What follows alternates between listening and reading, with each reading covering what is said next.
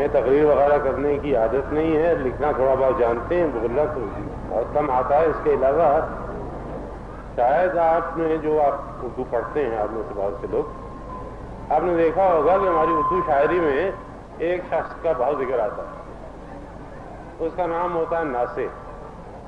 کہیں کہیں اس کے ساتھ واعظ بھی مل جاتا ہے۔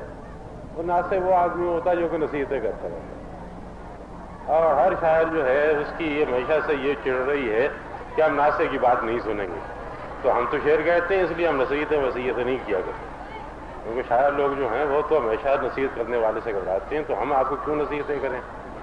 چنانچہ جب آپ کے محترم صاحب میرے پاس تشریف لائے تھے اور انہوں نے فرمایا کہ یہ تقریب ہے ان کی، تو پہلے تو مجھے اس بات پہ تعجب ہوا کہ عام طور پہ ایسی تقریبوں پہ لوگ کسی بڑے سیٹھ کو بلاتے ہیں یا کسی بڑے افسر کو بلاتے ہیں جس سے کچھ فائدہ ہو، اور عام فقیر لوگ نہ کسی کا کچھ بگاڑ سکے، نہ کسی کو کچھ سنوار سکے۔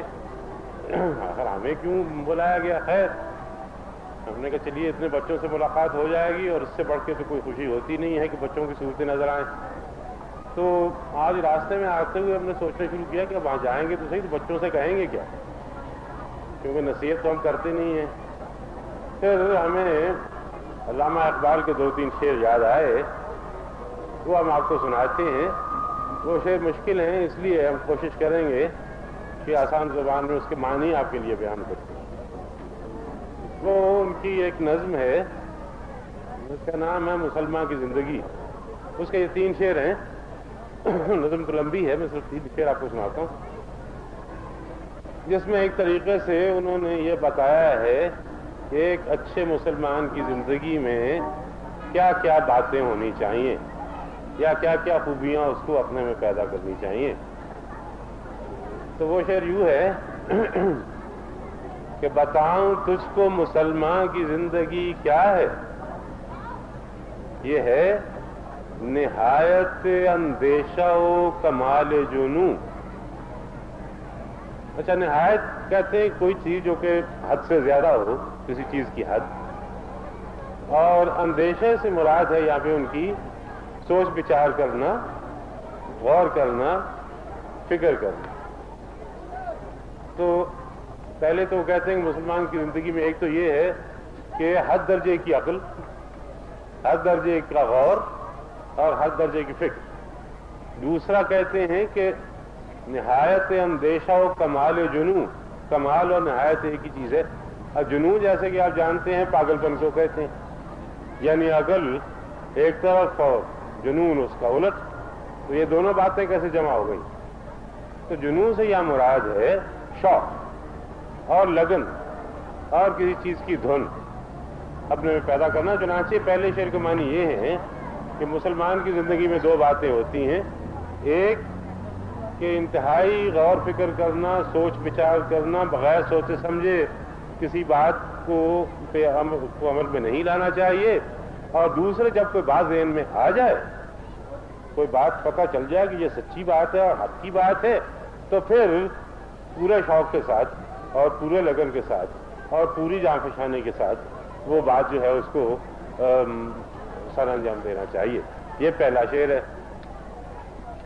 کہ ایک طرف تو یہ ہے کہ بغیر سوچے سمجھے کوئی کام نہیں کرنا چاہیے، دوسروں کی سنی سنائی باتوں پہ اعتبار نہیں کرنا چاہیے، کوئی لیڈر کیا کہتا ہے، کوئی وائز کیا کہتا ہے، کوئی مولوی کیا کہتا ہے، یہ نہیں دیکھنا چاہیے، اپنی عقل استعمال کرنی چاہیے، اور سوچ کے سمجھ کے غور کر کے سب کچھ دیکھ کے پھر پوری لگن کے ساتھ کوئی کام کرنا چاہیے۔ یہ پہلی شعر۔ دوسرا شعر یہ ہے کہ نہ اس میں عصر رواں کی حیا سے بیزاری، نہ اس میں عہد کہن کے فسانہ و افسوں۔ عصر رواں کے معنی ہے آج کل کے دن، آج کل کا زمانہ۔ وہ کہتے ہیں کہ اصل مسلمان کی زندگی میں آج کل کے زمانے میں، اور آج کل کے زمانے سے ان کی مراد میرے خیال میں ہمارے ملک سے نہیں تھی بلکہ مغربی ملکوں سے تھی، کہ وہاں پہ لوگ حیا کے معنی ہیں حجاب کے، وزاداری کے، شرافت کے۔ وہ کہتے ہیں کہ آج کل کے زمانے میں بہت سے ملکوں میں یہ ہو گیا ہے کہ لوگوں نے اپنا حجاب بری باتوں سے جو حجاب کرنا چاہیے وہ حجاب اپنا اٹھا دیا ہے، اور مسلمان کی زندگی میں یہ نہیں ہونا چاہیے، اس میں یہ حجاب جو ہے اور یہ شرافت جو ہے وہ قائم رہنی چاہیے۔ تو نئے زمانے کا یہ جو فیشن ہے کہ کسی چیز کا لحاظ نہ کرو، کسی چیز مروت نہ کرو، شرافت نہ کرو، وہ بری بات۔ اور دوسری طرف پرانے زمانے میں لوگ کیا کرتے تھے؟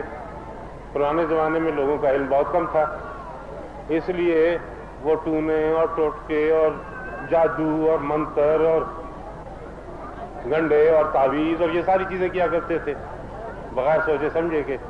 تو انہوں نے کہا یہ بھی نہیں ہونا چاہیے۔ مسلمان کی زندگی میں نہ تو نئے زمانے کی بے حیائی ہونی چاہیے، نہ پرانے زمانے کی جہالت ہونی چاہیے۔ پرانے زمانے کی جہالت جو تھی اس سے بھی پرہیز کرنا چاہیے، اور نئے زمانے کی یہ جو بے مروتی ہے اور خلاف وزاداری جو چیزیں ہیں ان سے بھی پرہیز کرنا۔ آخری شعر ہے، تیسرا شعر۔ مزاج اس کا ہے روح القدس کا شوق جمال، عجم کا حسن طبیعت، عرب کا سوز دروں۔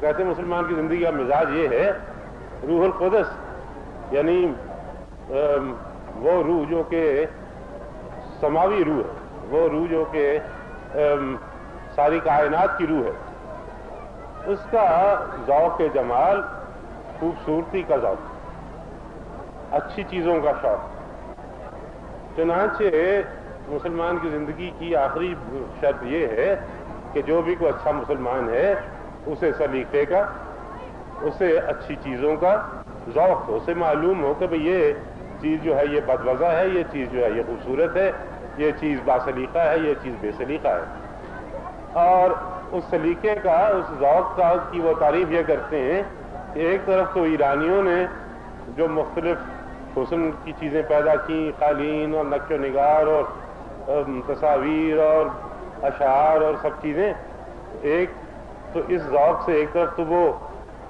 وہ سارے فنون پیدا ہوئے جو ایرانیوں نے پیدا کیے، اور دوسری طرف عرب کا سوز دروں، اور دوسری طرف وہ ایمان کی آگ جو کہ عربوں نے پیدا کی۔ چنانچہ کتنی باتیں ہو گئی مسلمان کی زندگی کے لیے۔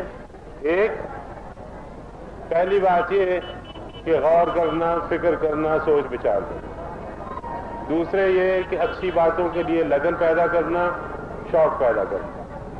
تیسرے یہ کہ شرافت اور مروت اور وزاداری سے کام لینا۔ چوتھے یہ کہ جہالت سے بچنا اور علم حاصل کرنا۔ پانچویں یہ کہ سلیقہ اور خوبصورتی کا ذوق پیدا کرنا۔ اور چھٹے یہ کہ وہ فنون جو کہ ایرانیوں نے پیدا کیے اور اس قسم کا ایمان جو کہ عربوں نے پیدا کیا، وہ دونوں خوبیاں آدمی کو اپنے میں پیدا کرنی چاہیے، اور یہ ساری خوبیاں اگر پیدا ہوں تو پھر اچھا مسلمان بنتا ہے۔ اب آپ پوچھیں گے کہ اس میں نماز روزے کا ذکر تو ہے نہیں، اور اس میں حج زکوٰۃ کا ذکر تو ہے نہیں۔ وہ ذکر اس لیے نہیں ہے کہ وہ چیزیں تو وہ فرض کر لی جاتی ہیں کہ بھئی وہ تو آپ کرتے ہی ہیں، اور اگر آپ نہیں کرتے ہیں تو نہیں کرتے ہیں، وہ آپ کی مرضی ہے، لیکن محض اتنا کرنے سے آپ اچھے مسلمان نہیں بنتے، اور وہ نہ کرنے سے آپ کوئی کافر نہیں ہو جاتے، بشرطے کہ آپ باقی خوبیاں جو کہ اسلام مسلمان کی زندگی کی شرط ہیں وہ خوبیاں آپ اپنے آپ میں پیدا کریں۔ تو یہ ان کا پیغام ہے۔ ہم تو اس قابل نہیں ہیں کہ ہم کوئی نصیحت کریں، تو علامہ اقبال نے آپ سے یہ نصیحت کی ہے کہ آپ یہ ساری خوبیاں آپ اپنے آپ میں پیدا کیجئے۔ اور مجھے بہت خوشی ہوئی ہے آپ کا مدرسہ دیکھ کے کہ ایک سال میں اس کا قد اتنا بڑھ گیا ہے۔ عام طور پہ تو ایک سال پر لوگ کچھ اینڈ بیٹھتے ہیں، یہ ایک پوری ایک منزل کھڑی ہو گئی ہے۔ اگر اسی رفتار سے یہ آپ کی اس کا قد بڑھتا رہا تو غالباً اور 10 سال تک یہ سب سے اونچی عمارت ہو جائے گی اس علاقے میں۔ اور مجھے امید ہے کہ جس طریقے سے یہ ایک سال میں اس ادارے نے ترقی کی ہے، آئندہ بھی اسی طریقے سے اس کی ترقی جاری رہے گی، اور آپ لوگ اس ترقی میں اپنے اساتذہ کا اور اپنے محترم کا ہاتھ بٹاتے رہیں گے۔ اس کے ساتھ ہی ساتھ مجھے ان لوگوں کو مبارکباد دینا ہے جو انہوں نے آج یہ انعامات جیتے ہیں، اور مجھے امید ہے کہ جنہوں نے اس سال یہ انعامات حاصل نہیں کیے، اگلے سال ان کی بجائے وہ لوگ یہی انعامات حاصل کریں گے جو کہ آج ہمارے سامنے نہیں آئیں گے۔ آپ لوگوں کا بہت شکریہ۔